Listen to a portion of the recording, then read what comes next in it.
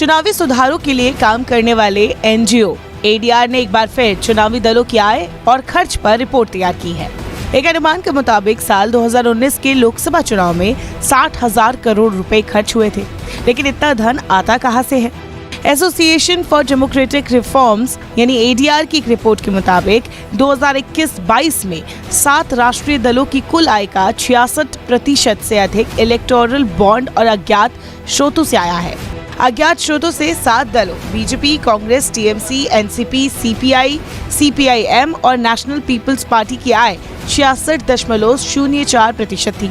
ADR ने आधिकारिक आंकड़ों का हवाला देते हुए कहा कि 7 राष्ट्रीय दलों ने 2021-22 में अज्ञात स्रोतों से 2,172 करोड़ रुपए इकट्ठे किए। अज्ञात स्रोतों से हुई आय का 83.41% यानी कि करीब 1,811 करोड़ रुपए इलेक्टोरल बॉन्ड से आया।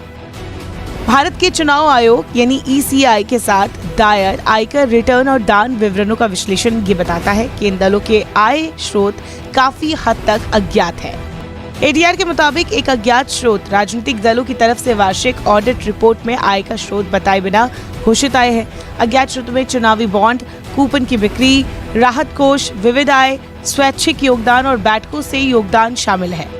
मौजूदा वक्त में राजनीतिक दलों को 20,000 रुपए से कम देने वाले व्यक्तियों या संगठनों और चुनावी बॉन्ड के माध्यम से दान करने वालों के नाम प्रकट करने की आवश्यकता नहीं है। नतीजतन 66% से अधिक धन का पता नहीं लगाया जा सकता है। एडीआर की रिपोर्ट के मुताबिक बीजेपी ने 2021-22 में अज्ञात स्रोतों से 1,161 करोड़ रुपए की आय घोषित की, जो अज्ञात स्रोतों से राष्ट्रीय दलों की कुल आय का 53.45% है।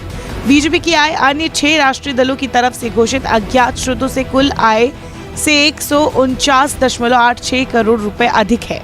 टीएमसी ने अज्ञात स्रोतों से 528 करोड़ रुपए की आय घोषित की, जो अज्ञात स्रोतों से राष्ट्रीय दलों की कुल आय का 24.31% है। एडीआर ने कहा कि 2004-05 और 2021-22 के बीच कूपन की बिक्री से कांग्रेस और एनसीपी की संयुक्त आय 4,398.51 करोड़ रुपए है। ये ध्यान दिया जाना चाहिए कि ऑडिट रिपोर्ट के मुताबिक टीएमसी का कुल दान 38 लाख रुपए है, लेकिन पार्टी ने दान विवरण में 43 लाख रुपए के दान की घोषणा की है।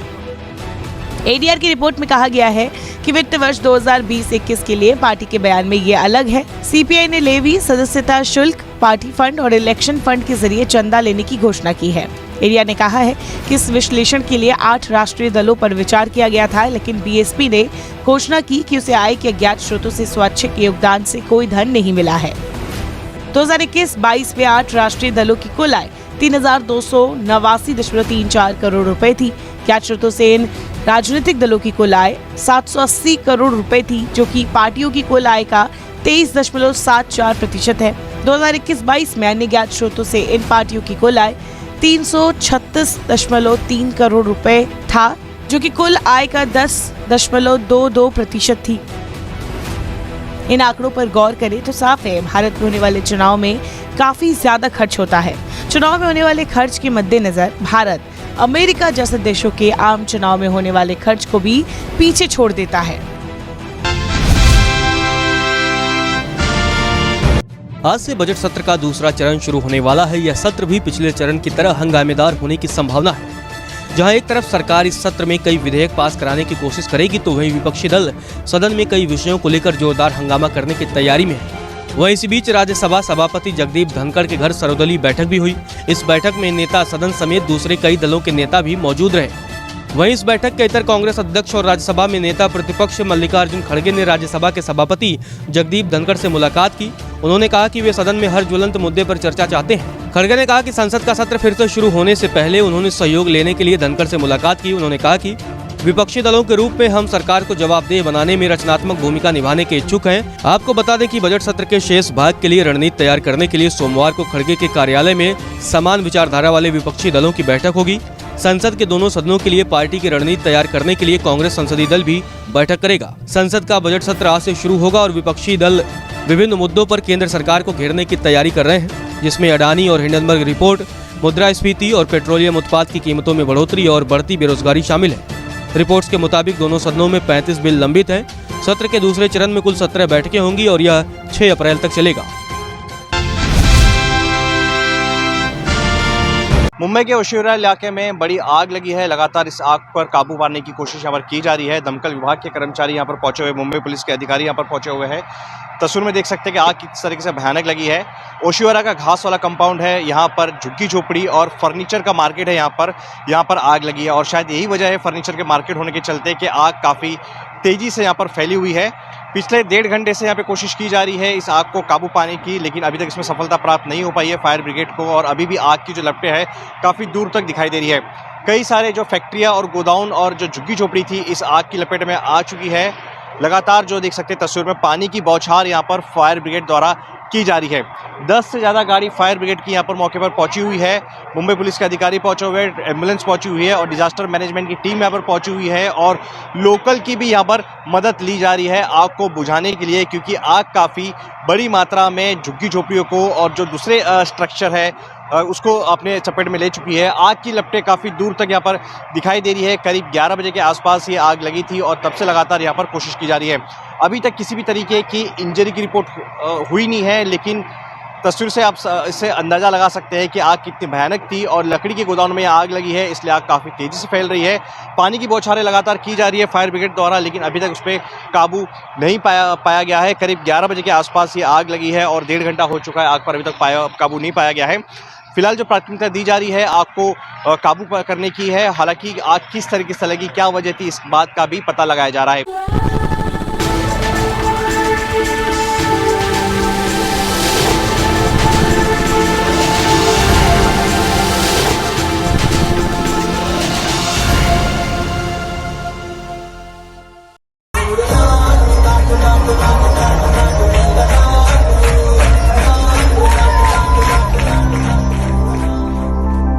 एस रामजोली की फिल्म RRR के गाने नाटू नाटू ने एक बार फिर से बाजी मारी है। इस गाने को बेस्ट ओरिजिनल सॉन्ग की कैटेगरी में खिताब मिला है।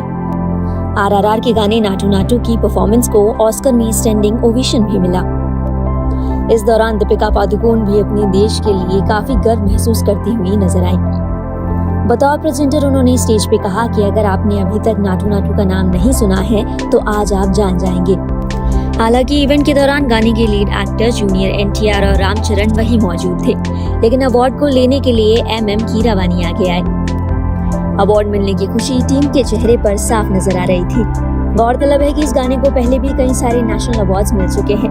हाल ही में इस गाने ने नेशनल अकेडमी अवार्ड्स भी जीता था। नाटू नाटू को ऑस्कर मिलने के बाद अब सोशल मीडिया पर RRR ट्रेंड करने लगा है। आम लोगों से लेकर सेलिब्रिटीज हर कोई टीम को बधाइयां दे रहा है।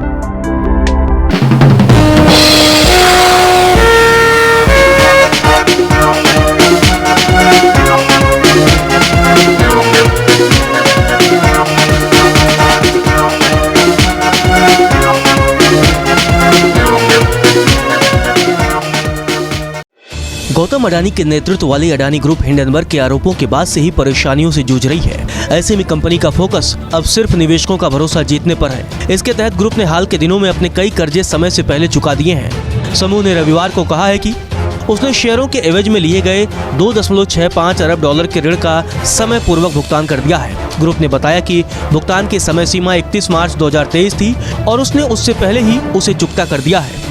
2 दिन पहले ही मीडिया रिपोर्ट में दावा किया गया था कि अडानी समूह अपना कर्ज घटाने के लिए अपने स्वामित्व वाली कंपनी अंबुजा सीमेंट के 4 से 5% हिस्सेदारी बेचकर $450 मिलियन जुटाने की तैयारी कर रहा है। साथ ही अडानी समूह ने यह भी कहा कि उसके प्रमोटर्स ने अंबुजा सीमेंट के अधिग्रहण के लिए $500 मिलियन का भी भुगतान कर दिया है। यह भुगतान भी समय पूर्व किया गया है। समूह की ओर से दी गई जानकारी के मुताबिक ऐसा कंपनी में इक्विटी योगदान को बढ़ाने के प्रमोटर्स के वादे को पूरा करने के लिए किया गया है।